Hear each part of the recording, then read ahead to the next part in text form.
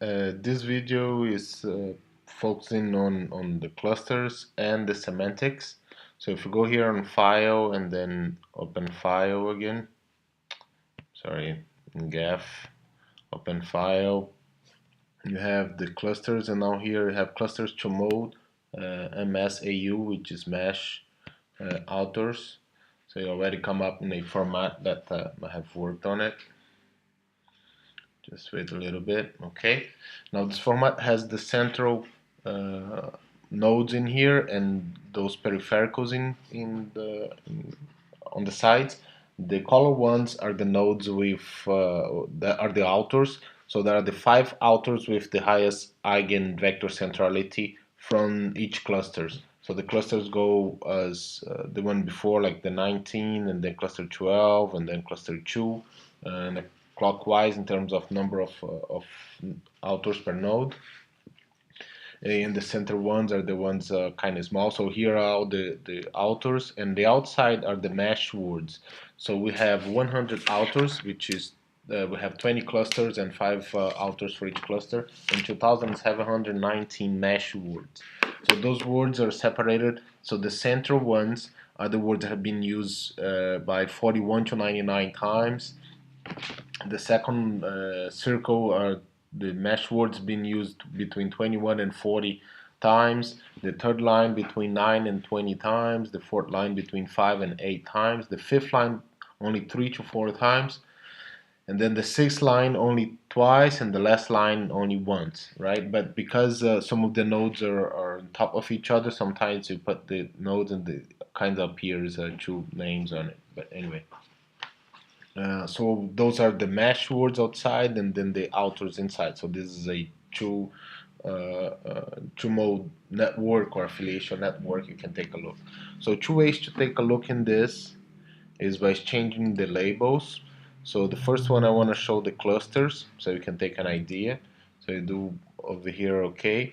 So if you put the mouse over any of the clusters, you can see, for example, I'll make a bit bigger in here, that these words have been used by most of the authors, have been used by 99 times. Only one of the authors have not used, and the numbers on each of the sides in here are the number of the clusters. So if you put in here, you have cluster 14 at the top, and then 18 at the bottom, and cluster 12, 2, 9, 8, 10, and 15 on the right side. If you click in here, which gives the name of the node, you can just click on top of the node, and then it comes up the name of the node. So here is animals. So animals have been used quite often. So if you check any other node in here, for example, pharmacology have been used by so many authors or so many clusters. Again, this is just a sample of the clusters for like the main ones.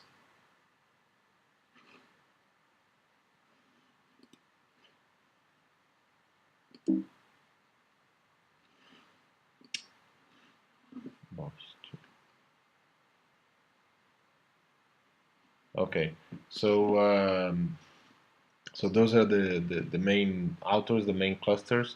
Been working on it. So you can take a look like the ones a bit far away. So you can see how they are coming up, and then you have some authors in here that are being used not so often and so forth. So not authors, but mesh words. So you can take a look. This is nicer to see than the center circle, because the center circle, a lot of the clusters have news. On the outside circles, you can take and see which clusters have only few clusters have used that word, and so on and so forth. So you can check, for example, in here, which kind of word it is. Mice knockout, and then you have 1, 2, 3, 4, 5, 6, 7, 8, 9, 10, 11 of the clusters have used that word. So you can check different words on it and then see how they are coming up. Okay, so that's kind of interesting. So the other thing, you can do it if you lower down a little bit. You can see it by each author, how many clusters they have or how many words they have used it, so that you can see if this author have used many words that are kind of uncommon, or if they use very common words. So you can check in here and then see, okay, this author have used many words, and then what kind of words he used it, if he's out of different. So they have this author, and he's kind of cool. So if you look into it, his name is Beverly. You can check in here. So he's one of the greatest authors with the highest number of publications. So he has all the publications all over. So have different keywords he has used. So you can compare which keywords to which author in terms of usage. If they have keywords that are not very common or keywords that are very common. You can also take a look in this. If you make the diameter a little bit bigger, yes, should do it. So you can see like the whole cluster, how they use it. So you see if the clusters have used many words that are not common. So the cluster 9, 14, and 12, they are very spread. You can see from the last video. And this one is more centralized, but has different formation. So what kind of, these are the big clusters, right? So these ones are the small clusters that have less people or less words have been used. But that means, sometimes some of the authors could have many publications or whatever. So you have you know interesting view, and then you can also check by the name. I think that's the name. You should go okay. If you increase a little bit in here,